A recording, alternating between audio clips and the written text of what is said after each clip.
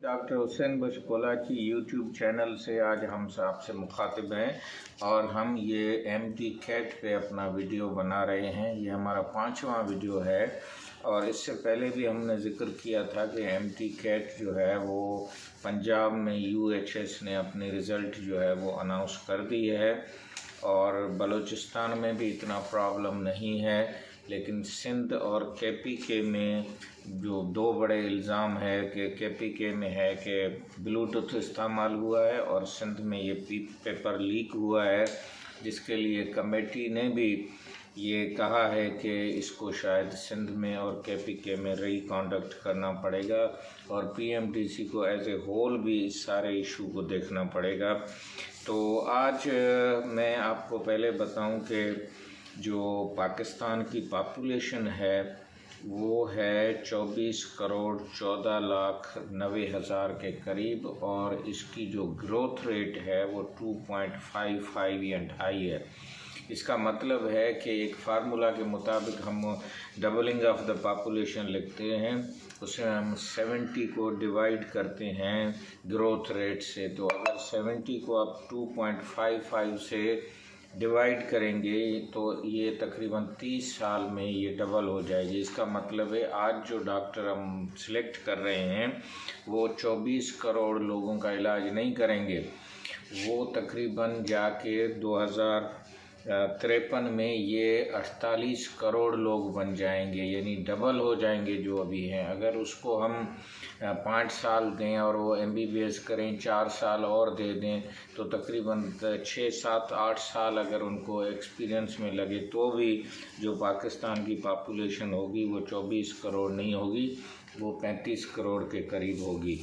तो हुकूमत को इस इमरजेंसी को समझना चाहिए कि हेल्थ केयर डिलीवरी सिस्टम में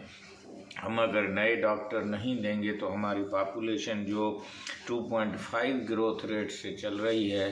तो ये एक मसला जो है वो पाकिस्तान में होगा। अब अगर हम सुबह में देखें कि कितने कैंडिडेट बैठे थे तो हमें लगता है कि सिंध में जो है वो सूबे सरहद से भी कम कैंडिडेट बैठे थे, यानी 40,528 जना सिंध मेडिकल यूनिवर्सिटी की फ़िगर है और केपीके में 46,403 यानी 6,000 लोग ज़्यादा बैठे, जबकि वो सूबा छोटा है और उसकी पॉपुलेशन जो है वो तकरीबन 4 करोड़ है और पाकिस्तान और सिंध की पॉपुलेशन जो है वो तकरीबन 5.5 करोड़ है। तो आप इससे अंदाज़ा लगाएं कि सिंध में जो है वो मेडिकल के तरफ जो रुझान है वो कम हो रहा है। और अगर आप पंजाब को देखेंगे तो उसकी पॉपुलेशन 12 करोड़ है। अगर हम सूबे सरहद के हिसाब से देखें तो पंजाब में जो है वो 66,000 बच्चे जो हैं वो इम्तिहान MD कैट में बैठे हैं, जबकि अगर केपीके का तनासब हम देखें तो ये बैठने चाहिए तकरीबन 1.25 लाख के करीब पंजाब में। तो ये एक ख़ुद ट्रेंड दिखा रहा है कि मेडिकल की तरफ पॉपुलेशन के हिसाब से लोग देखने में तो 2 लाख हो रहे हैं कि इतने लोगों ने दिया, लेकिन अगर पॉपुलेशन को आप देखेंगे तो इसके हिसाब से हम समझते हैं कि मेडिकल की तरफ जो रुझान है वो कम हो रहा है। और ये जो फिगर हैं इसको हाईलाइट किया है डेली टाइम्स के एक कॉलम में इमरान अली गौरी ने, और उन्होंने ये बताया है कि इंटरनेशनल जो 2 सेंटर्स थे, एक दुबई में और एक सऊदी अरब में था,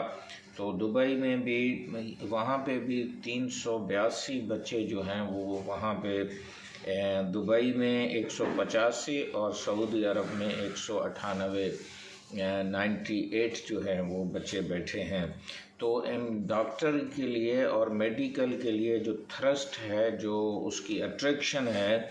वो इंटरनेशनल लेवल पे अब जो बच्चे हैं सिर्फ 35% अगर उनकी एवरेज रिज़ल्ट आती है तो बाकी जो बच्चे हैं वो दूसरे मुल्कों में, दूसरे कॉलेजेस में